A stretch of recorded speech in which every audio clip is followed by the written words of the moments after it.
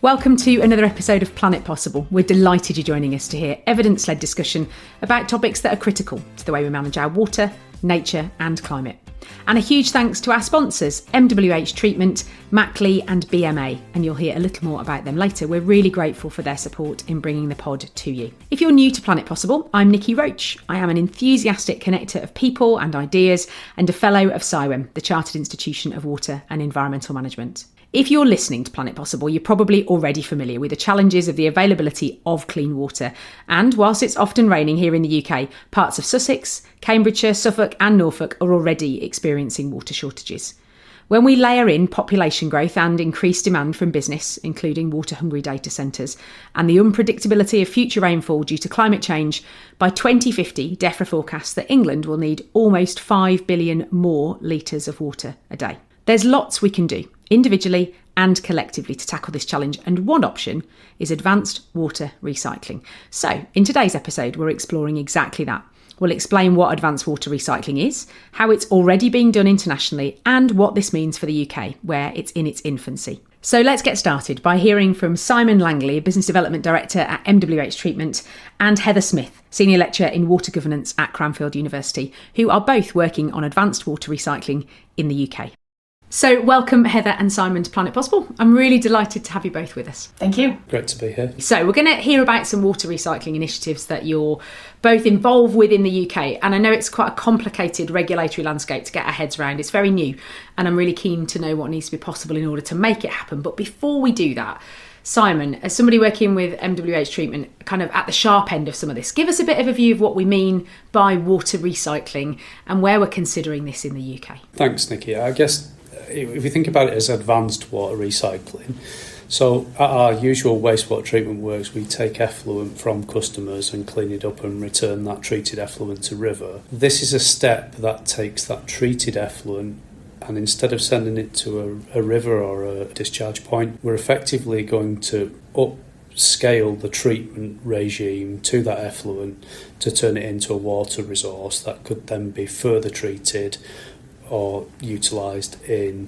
part of the water resources management plans to perhaps relieve a little bit of pressure on things like groundwater sources and abstraction in the wider catchment areas. So it's about creating new water resources for potential treatment and use alongside other raw water sources. And where's that happening? Or is it happening at all in the UK at the moment, Simon? Is this completely new? Give us a bit of a sense of that. It's relatively new in its concept in the UK regulatory water market.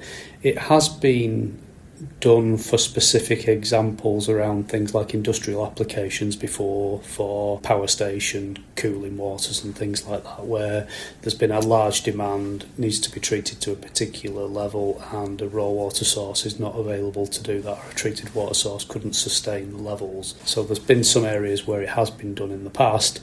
It's more regularly used in water-stressed regions across the world, though, in places like Australia, the west coast of the US, the Middle East. Quite frequently it's in places like Singapore, for example, where they've got a whole new water regime going around public acceptance for advanced water recycling. Is it about taking that advanced treated wastewater and going directly into supply, or like what happens in practice, Simon? So there are effectively two systems for advanced water recycling. There is what we call indirect and direct. In the UK at this time, we're only really exploring the indirect route. And when we say indirect, that means we clean up the effluent to a very, very high standard. So there's effectively an equivalence to the raw water standard that it would be combined with, and then gets again treated in a full water treatment plant. So that is the important thing. It's indirectly reusing that source, if you like, to generate a new raw water. Direct, which has been used more readily across the globe, is when you literally take the final effluent, clean it up to a really high standard, and directly inject it into the public water supply without it going through a natural environmental buffer such as a raw water reservoir or a river or a natural source, if you like. It could also be an aquifer recharge potentially. So that's the difference between direct and indirect, Niki. And I know that you're involved in some projects in the UK. where are we talking at the moment? There's a range of our UK regulatory water clients, the likes of Southern, Anglian, Thames. We've done quite a bit of this indirect reuse for taking their sort of final effluent, cleaning it up and then popping it through the natural buffers. A lot of it is very much design and development stage and testing and demonstration. It is a growing demand across the UK, and there's been an awful lot in the water resource management plans made of water reuse to hit the scarcity issue that's facing us. We visited Havant Thicket in the middle of last year, which was great to go on site and see it, and obviously they're considering looking at some advanced water recycling there. It was just amazing to realise the scale of possibility, actually going from a relatively modest sort of reservoir to something that actually could really help Southern. It's quite interesting as well, obviously it's Southern and Portsmouth water, so I'm a little bit aware, but it's really helpful just for you to kind of clarify what we really mean by it. Heather, I'd love to bring you in. You've spent some time working with Rapid. If you can explain what Rapid is, that would be brilliant. Give us a bit of a sense on what the regulatory view is of advanced water recycling. So Rapid is a coordinating body between the three water sector regulators. It sort of sits between Ofwat, the Environment Agency, and the Drinking Water Inspectorate, DWI. And it's meant to sort of facilitate big water resource investments, smooth their transition through the regulatory processes, to kind of bring the perspective of all three regulators to bear and help them move through that regulatory process a bit more smoothly. It's been in place for a while, and they're dealing with something like 12 water recycling schemes at the moment that are kind of working their way through the different stages of their consideration. So the work I did with Rapid was looking at how they're dealing with the water recycling schemes and how they're communicating about water recycling schemes. And one of their biggest perspectives at the minute is actually on some of the terminology. You heard Simon say at the beginning, we're talking about advanced water recycling, and you would not believe the amount of debate that has happened about that one particular word. Because the terminology about this is not consistent around the world. You hear about water recycling, water reuse, water reclamation, like all of these different terms are thrown about and there's no consistency. But obviously from a regulatory perspective, you need to know exactly what you're talking about and what it is that you're regulating. So the terminology actually becomes quite important, even though to others it can feel quite pedantic. So there's been quite a bit of debate about what are we actually talking about with water recycling, and is advanced water recycling the right term? And partly because some of the companies, particularly Anglian Water, have started to refer to their more standard wastewater treatment processes as water recycling. So we needed something else to go on top of that. So a lot of what I did at the beginning with Rapid was just trying to sort through the different terminologies and figure out, okay, if we're going to put this in regulatory language, what kind of language are we going to be doing in it, and how is that going to be then communicated outwardly into the public? So that's where we've sort of landed on this term advanced water recycling as a way of doing that. As Simon said, it's not strictly a new process. This has been done around the world for quite some time, and there's nothing inherently in our regulations that prevent it. There's nothing massive that needs to change in our regulation to enable this to happen. It's just a question of how the different regulatory processes that are already in place manage the process and manage the risks involved, like we do with existing drinking water sources. Are there any extra risks that are being created by using water recycling, and how do we then manage those risks within the current quite robust drinking water protection regulation that we already have? And are there any more risks? Because I guess when we think about treating sewage and putting that treated effluent back into the river, we have standards around that, and rivers have got all sorts of things in them as well, as we know, and lots of debate in the media about highway runoff, agricultural runoff. So where does this advanced element of treatment sit? What are the extra risks that people are thinking about, given we're talking about indirect here? We're not talking about piping this straight into a water distribution network. We're talking about putting this back into the environment. It sounds to the uneducated ear like me that this is just better wastewater treatment. Am I being too naive there? Help me understand the differences and the semantics of that. The reality is there's not much extra risk. And whenever you're talking about risk, you always have to put it in context. Risk relative to what, and relative to our current sources, and relative to some of the other risks that we face in day-to-day life. The concerns that exist are not unique to water recycling. There are growing concerns around things like some of the more emerging contaminants, your forever chemicals, your PFAS and things like that. There was some concern about microplastics. There's been concern about other contaminants that we know are in wastewater, and we know that we need to use more advanced technologies potentially to treat those. Those are the extra risks that exist just with wastewater treatment. If we then use the final effluent and use more advanced treatment to put that eventually into the drinking water supply, does that create any added risks in our drinking water? Possibly, but not a great deal. That's my impression anyway. Perhaps Simon has a different view on it, but relative to the risks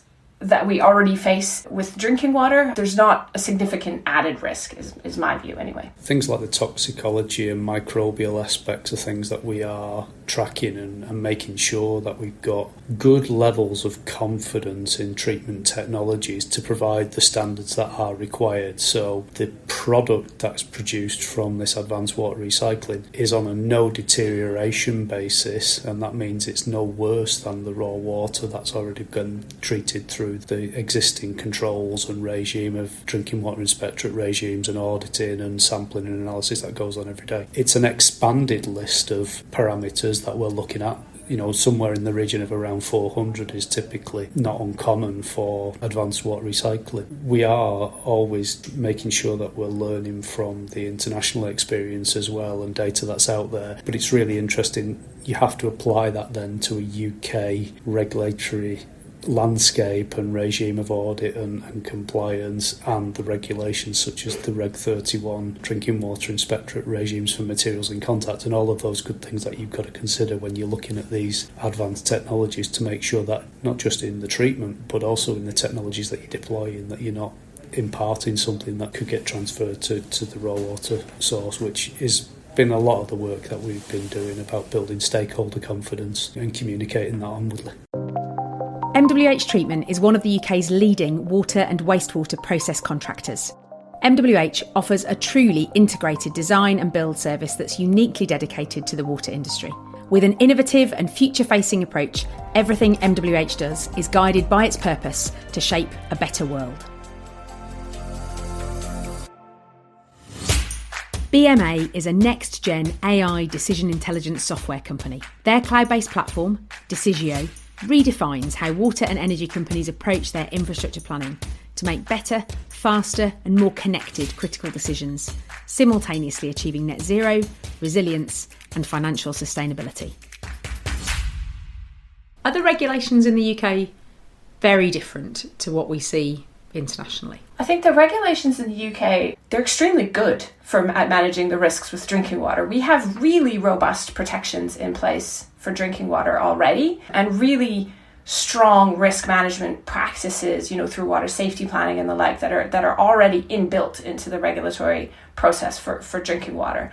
And that's why we're in actually a really good position to introduce some of these new sources or kind of alternative sources, because we're already really good at managing the risks to make sure that drinking water is safe. And compared to some other countries, our risk management is probably a bit more robust, but in terms of the drinking water quality standards or things like that, we're probably not significantly different than a lot of the other advanced drinking water sector countries. But yeah, we just have those really, really hefty risk management measures that sit behind that. Simon, I'm wondering, given that you're involved in projects with companies, this is starting to feel quite real.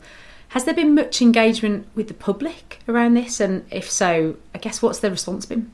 It's a really great point. As much as it is the technical challenge of treating the stuff, is the stakeholder acceptance and confidence and communication to give them that reassurance, if that makes sense, that this can be accepted. Even what you call it is important, because you're trying to make it really clear that this is about creating a water resource that can then be used in the normal water treatment process and cycle, if you like, to bring drinking water to a same standard across the UK. It's been great to get involved in these projects, and it is a real collaborative effort to do that. Things like demonstration centres are really important to get that data to prove to people that the nuances of the UK can be catered with what is a relatively known combination of treatment technologies to get those standards consistently, robustly and over a period of time, to give confidence that any changes in temperature and different seasons don't cause an issue. Again, when you're thinking about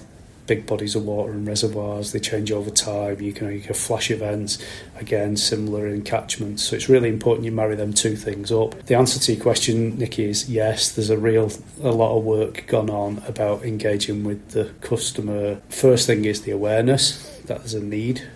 Second thing is then building what you're doing about it and programming that through things like the water resource management plans and introducing it into your plans and having those consultations about how you're going about it, the protection measures you're making to give them that reassurance. Again, I think most people would accept that there's a need for it and it's an option that should be looked at, particularly when you've got emerging demands coming through from various areas for additional sources for things like data centres and water associated with that, things like hydrogen production, the things that are going to give us some, renewable energy or additional computing power to make the world a better place. A lot of these things are really important. So advanced water recycling's got a massive part to play in helping plug that supply-demand balance deficit that we're currently facing in some of the more water-stressed areas. Something that has just occurred to me hearing you talk about AI and data centres, which feels like it is coming up increasingly as we record these episodes. It's huge water demand for cooling. You talked about direct and indirect. For things that don't need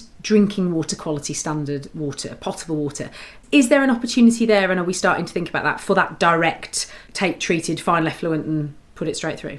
Absolutely. I mean, I know in some of the work we've been doing with one of the UK regulated clients, they've almost got a matrix that they're developing of the different needs and what standard of advanced water recycling they would require for the different applications of how they could meet needs for industrial users rather than consumer direct, if you like, in terms of drinking water. Equally, it's also about making sure that it's at the most affordable level as well. You don't want to overtreat.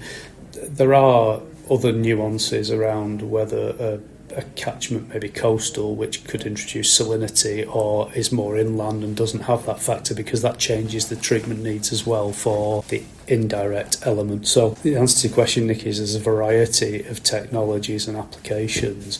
They largely follow two fairly established trains of treatment technology elements, but as much as anything, this is going to be an exercise in collaboration nationally between the water companies and the regulators to establish standards, to establish data, to establish performance, to really push this across the UK. If I could just add to that, Niki, this is partly where some of the terminology comes back in, because when you're talking about producing non-drinking water or water that is not intended for drinking, regardless of its quality, then you tend to get, that still tends to be called water reuse. And that's where you're talking about providing it for, as I say, non-drinking purposes. The boundaries are never entirely clear, because if we look at some of the global examples, Singapore, for instance, they switch back and forth between providing that highly treated recycled water. Sometimes they provide it for drinking when needed, but because that water is so pure, it's so highly treated, actually their biggest and best use for it is in the high-tech computer chip manufacturing industry, which absolutely requires ultra-pure water. So economically, that's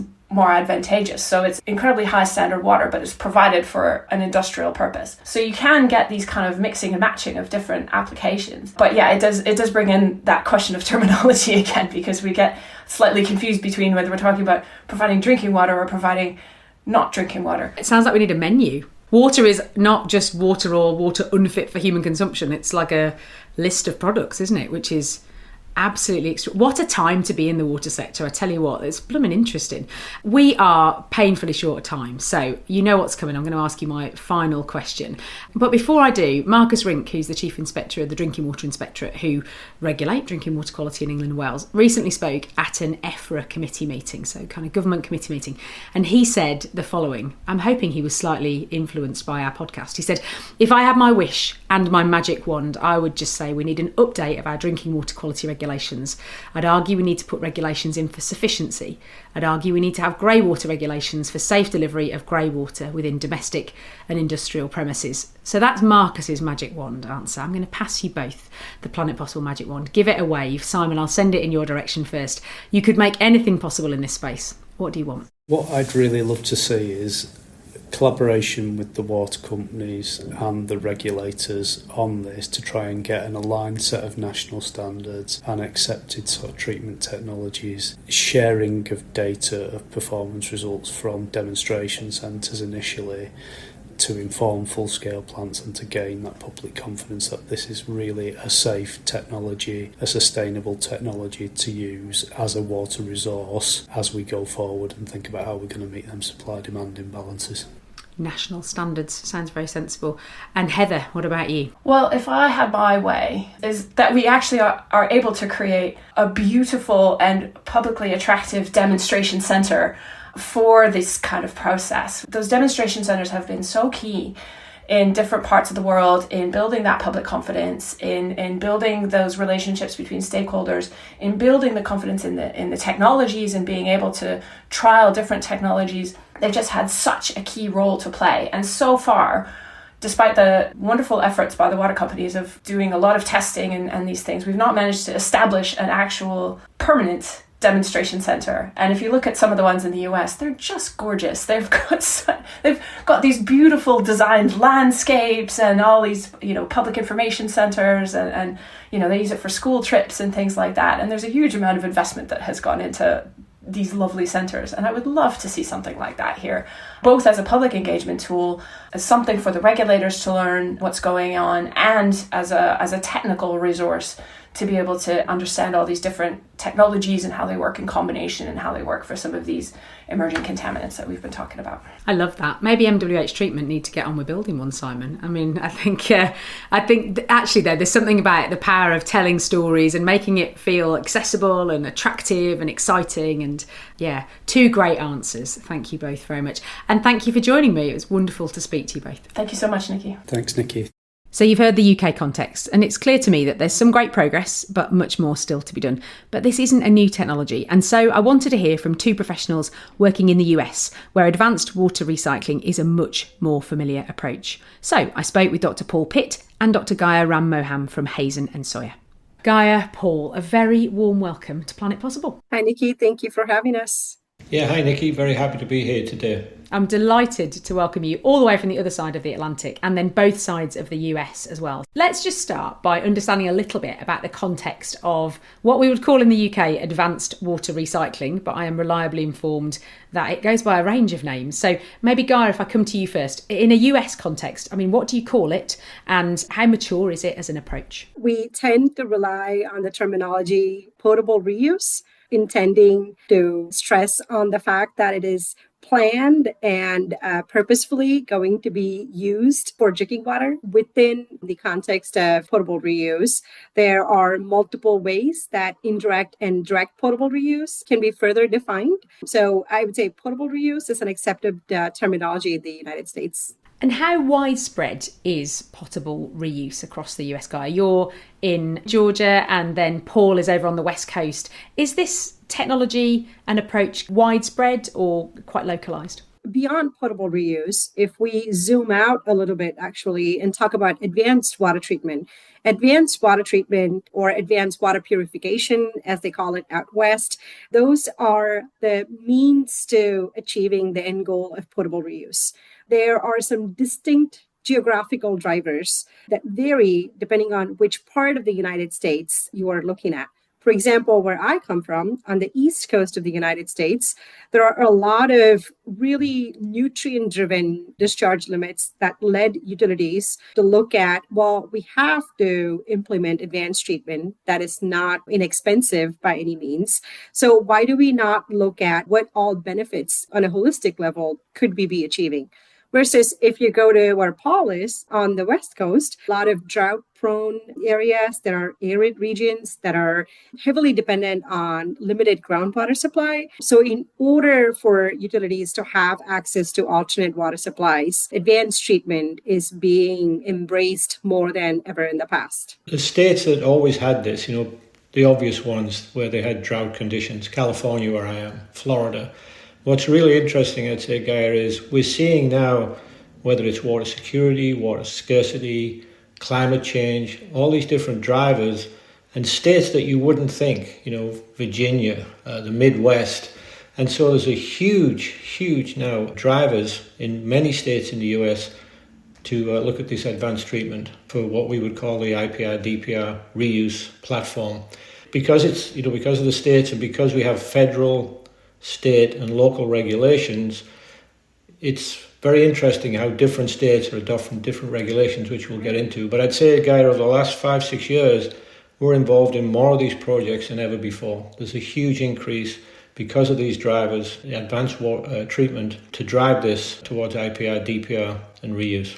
So IPR, indirect potable reuse, and DPR, direct potable. And Heather and Simon talked a little bit about the differences between those, which is really helpful. I am keen to hear about the regulatory context, because that's definitely something that in the UK we are sort of chewing over a little bit at the moment. But before we do that, because it sounds like your approach is more mature and more developed than we are at in the UK at the moment, what do consumers think about this? Is it something they're even aware of, particularly for direct potable reuse? And be really interested to kind of hear any lessons or insights you can share around that, because I think there's a risk here, isn't there, with this around the yuck factor as to how people might perceive what's going on. That's a very key question that our industry has been intentionally paying attention to now that potable reuse is front and center. It's no longer considered a luxury, rather a requirement at this point. So there have been efforts, several case studies, particularly dedicated to public outreach, demonstration facilities. There are pilots running at different utilities in all parts of the United States that we have been a critical part of, everything from planning to implementation of those pilot demonstrations. And we don't only look at that opportunity to assess alternate technologies. We also use that opportunity to provide public tours where possible. We bring in several key stakeholder groups and use that as an opportunity for the meeting of the minds, whether it's the utility leadership, whether it's the regulators that, need a better understanding of what are these alternatives that we're proposing, or it's the public that ends up paying for these indirectly and are the end users of it. We try to use these demonstration facilities as an opportunity to engage our key stakeholders and promote public outreach. And I would say, Niki, that public acceptance was seen as a barrier maybe a couple decades ago. But our industry has done a proactive job in engaging such key stakeholder groups that with transparent data and comprehensive communication plan, it no longer appears to be a critical barrier. That's fantastic to hear. You want an educated audience, don't you, who can then see the science and the evidence. Gaya mentioned the pilot. They're often at the heart of these programs. Take, for example, we're involved with 2 projects in Los Angeles, 2 very large projects. In the case of Los Angeles, you have a wastewater entity teamed up with a water utility. For example, Los Angeles County Sanitation District, a very large wastewater treatment facilities in Los Angeles, is teamed with Metropolitan, which is the largest water purveyor in the US. They have a joint venture where you have a pilot program that sits at the heart of this facility. It's really well done. So you have to put a lot of attention, just as we talk we're engineers, so we always concentrate on the technological solutions. But you have to actually have a very effective PR program.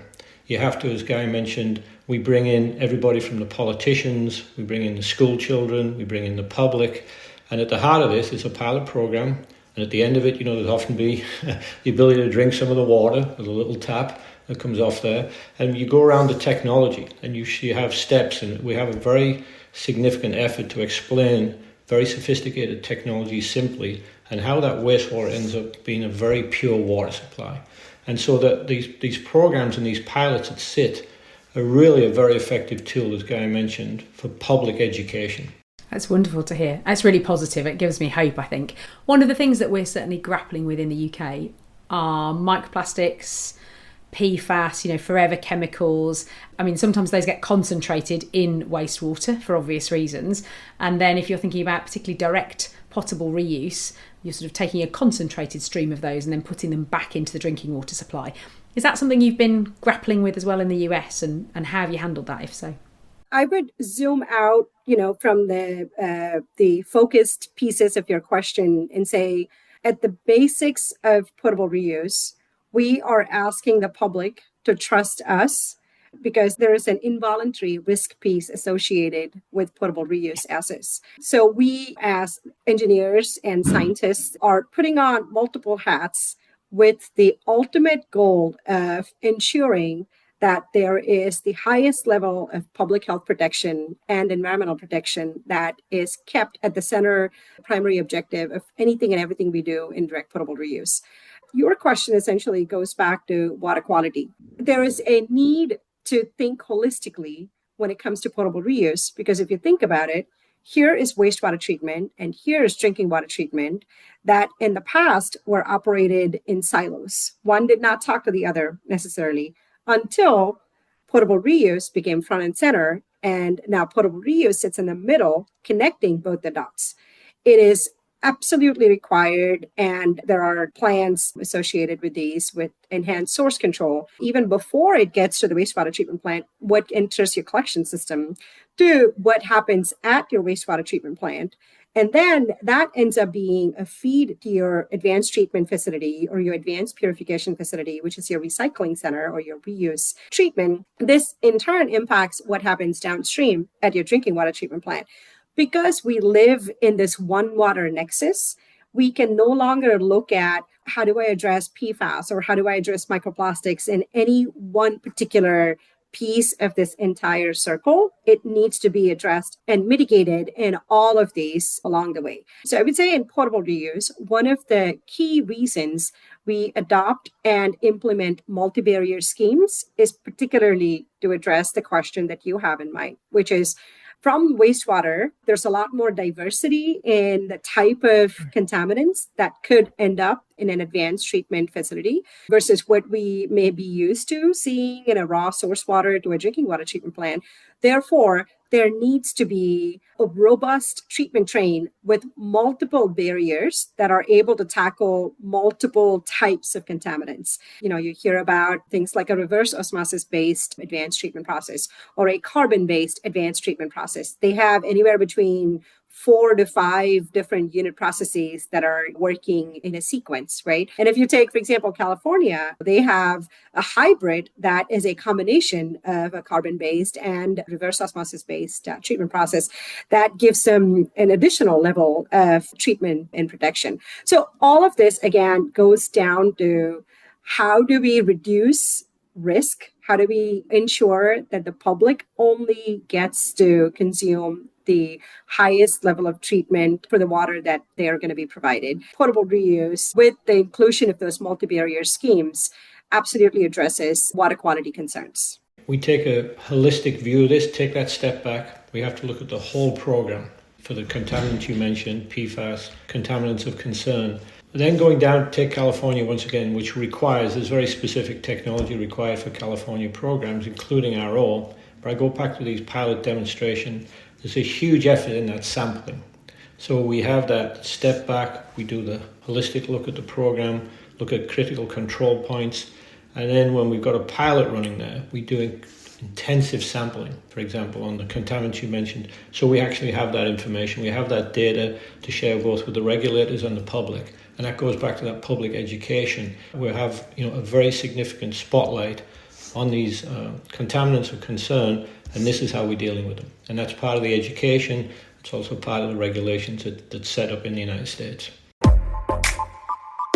Mackley is a civil engineering contractor specialising in water sector infrastructure, coastal projects and river works. Striving for a sustainable future, Mackley helps communities prepare better for climate change, maintain water security and enhance biodiversity. With a proud 98-year history, Mackley continues to skillfully tackle the most challenging and complex projects in water.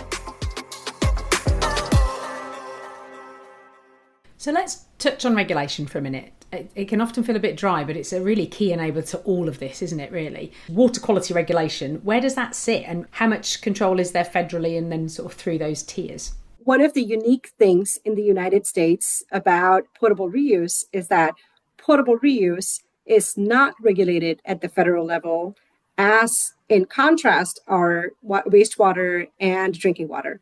For both wastewater and drinking water, there are pages and pages of federal regulations and additionally state regulations that require operating entity or a utility or a water company to meet those strict limits. On the other hand, the United States EPA recognizes that the states have primacy when it comes to potable reuse regulations. Well, while this could have some pros, as we did see with regards to PFAS, every state until PFAS went under National Primary Drinking Water Standard that was developed and released not too long ago, every state was coming up with a new limit. Those discrepancies were causing more concern and chaos than it did help.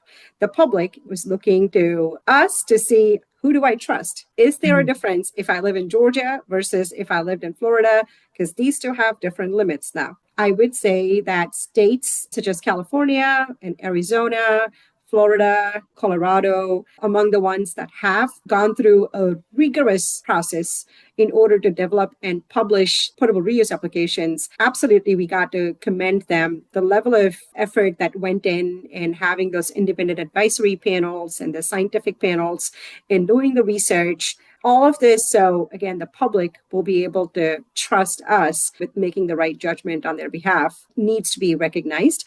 But I do want to add that not all states in the United States have published potable reuse regulations. So it still appears to be an evolving area where states are looking up to others that do have published regulations, which is a handful, in order to draw inspiration and publish their own. Given how massive the US is, I know in the UK context, water companies talk to each other all the time. In the absence of regulation, they will still have those conversations and they will come together and try and find a practical way through, and they'll share best practice. But the US is a little bit bigger than the UK. Does that happen? I mean, is there conversation and kind of sharing best practice between states? And because obviously water's managed and owned differently as well. But so where there are states that there are gaps in regulation, are they just not doing it? How is that all connected? I'd love to get a bit of a sense of that landscape, really. To me, that's where us as consultants, we come in. We have that knowledge base that's essentially transferable. And we've been requested to be a part of these task forces for the different states. We've led a lot of this effort and really been instrumental in providing support for states like Arizona, Colorado, California, Tennessee included, one of the states that doesn't yet have published regulations. But we are supporting them with everything that we discussed previously, pilot demonstrations where we've led them. What are we, seeing? What sort of robust control is required? What are the different aspects beyond treatment technologies? What are the different aspects that need to be kept in mind? So I would say in those ways, our industry is doing a really good job in ensuring lessons learned from one get transferred to the other. We're not waiting to the last minute for a gap to be filled. There's a lot of exchange of information that's really picked up in intensity over the last 5 to 10 years. Back to the drivers, everything we've talked about, climate change, water security, drought. So you have these joint ventures now, and this is where we look at things where it becomes a win-win. You just take the wastewater treatment plants. Take the LA examples. These are large plants discharging to the ocean. What's coming is nutrient regulations in the ocean. So there's acidification going on in the Pacific Ocean. There's a lot of drivers, though. We've got to get the total nitrogen removed. So we're looking at that. And if we just take that individually, we can go in as engineers and we can design these plants and we can remove the total nitrogen from the effluent. And then we say, well, we've got these other drivers and we've got the water purveyors saying, we need to do something about that. And this is where the win-win scenario comes in, when we link these wastewater agencies with the water purveyors and say, well, we need to remove nitrogen from here. We need to remove phosphorus. They're looking for these programs with IPR, DPR, where we have to do that. We link that together and there's a natural win-win scenario where we can solve some of these drivers that we went through on the reuse perspective, on the advanced treatment. And at the same time, we're removing that TN from the environment where we would have had regulations. These multiple drivers now are bringing together all these different players. As engineers, that's our job, to look at this and look for that synergy and link these programs together for the win-win scenarios. And are you finding sort of circular economic benefits of that, as in you're taking nitrogen and phosphorus out? Well, there's a value to that as a byproduct, isn't there? And we use those things. We'll use phosphorus in drinking water treatment. They're both fertilisers. So is there a connection there as well? Are you finding that there's beneficial reuse of some of those products that you're starting to take out in order to facilitate water reuse? Yeah, so that's the first driver, Niki. We look at, once again, I go back to the programs I'm dealing on the wastewater end. We know what's coming there that is necessary to remove nitrogen or phosphorus from the effluent. That's also required if we're going to get into these advanced treatment systems. So then we look at cost sharing between the two. And then we can look at other drivers there. Can we mine, for example, can we mine and do resource recovery in other parts? That comes in as a secondary benefits. But the first benefit, as Gaya mentioned, is really we have a set of regulations going on in the wastewater for effluent, particularly for nitrogen right now in California, all the way down the coast, all the way down from San Francisco down to Los Angeles. So we know we're going to have to spend significant dollars, infrastructure, to remove that from the effluent. If we can team that then with an advanced treatment system and solve more than one problem, that's the win-win scenario. And that's where we're seeing a lot of activity. And we sit in the middle of this as consultants, as engineers, trying to get these win-win scenarios, the scenarios that give the best value solutions. So you have heard a little bit about where we're up to in the UK, and I know you know the UK landscape as well. What kind of lessons would you both share with maybe listeners that are working in the UK context, given that you are certainly ahead of where we are here in the UK in many ways? I would say, from the few examples that we've talked about thus far, Niki, for example, the California example, it's a drought-prone geography. Reuse projects are looking at diversification because of climate stress. Things that are similar in the UK's landscape, right? Lesson learned would be embed reuse into your regional supply plans.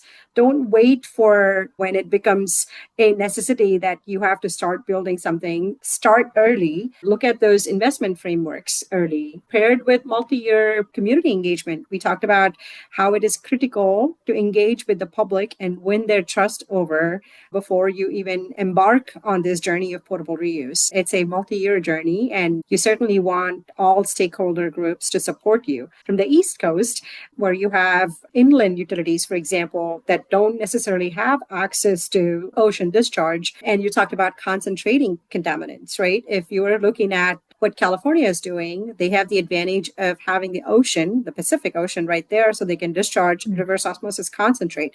Inland utilities, for example, in Georgia, there are advanced utilities here that don't have access to an ocean discharge. We look at alternate treatment processes and technologies that are comparably robust, can give you highly treated water and meet those stringent water quality objectives using maybe a carbon-based advanced treatment process. So keeping in mind all the alternatives that suit your site-specific conditions while meeting those stringent potable reuse standards are some things that we have really got a pretty good grasp of, having spent several years in the United States working all these different case studies. So I would say both of those would be critical to take with us to the UK's landscape and apply it there. It's never too early to start. Look at the drivers and then try and match these drivers along with the potential for benefits. The wastewater utilities need to, I go back to that, where they've got a set of requirements. The water purveyors have a set of requirements, and we look for that synergy. The second thing is having pilot programs can really be beneficial, not just for the technology, but back to that public education. And we can't take our eye off the public education piece. So these programs in the US have done a very good job of hiring communication personnel. And sometimes we don't think, why have we got 5 folks there who are just doing this and doing things like you're doing with podcasts and reaching out to the communities. That's a key element of these successful programs, is education of the public, and even education within our industry. So I think it's never too early to start. Get a very diverse team, take that step back. I know it's different, and obviously it's privatization, so it's a different situation, but looking for them win-win scenarios. You do find out that once you get that innovative groups together to look for these solutions, that the win-win scenarios can become apparent. I think the landscape in the UK is changing. We're having a review of water at the moment, you're probably aware of, and so part of the outcome of that will be regional water bodies, and I think they will play a pivotal role in water resource planning moving forward. Okay, final question for you both. I'm going to pass you the Planet Possible magic wand. Give it a wave. Gaya, I'll come to you first. What would you like to make possible? Given my own life experiences, having lived through tsunami when I was, back in India, having seen some of the worst droughts and floods, I would say a lot of people take basic amenity like water for granted. So given that I have the magic wand, I want everyone in the world to have access to high quality water. Dan, that's a difficult one to beat, Niki. So I should have went first. I think I go back to, and I do think that the public, they turn the tap on or they flush a toilet, and that's the end of the the situation of the thing for water. I think we're coming a long way in education, but an understanding of how important water is at the centre of everything, and both the clean water and protecting the environment and public health, and our ability as a community to look for these holistic solutions for the environment that could be win-win. And so, breaking down some of the regulations, breaking down some of the barriers that where people are just, in their own little silo, and get these more holistic solutions. And I think we can really go forward in the future with a lot better situation as regards water, clean water, sanitation, and protecting the environment, as Gaya mentioned. Thank you both so much for joining me. It was an absolute joy to speak to you both. As ever, time has flown by, and here we are at the end of another episode of Planet Possible. Thank you so much for joining us. I really hope you found the conversation insightful. I hope it's given you something to think about in your world. If you don't already, then subscribe to us on your podcast app and we'll magically appear in your feed. And we've got some fantastic guests and topics lined up for the rest of this year, so I hope you'll join us for those. And our 2026 lineup is getting busier and busier, so keep connected by subscribing to the Planet Possible newsletter, and there's a link in the show notes to find it. All that leaves me to say is a huge thank you to my superb guests, Heather Smith, Simon Langley, Gaya Mohan and Dr. Paul Pitt, and our sponsors, Mackley, MWH Treatment and BMA. That's it, everyone. Stay curious, stay connected, and we'll see you next time.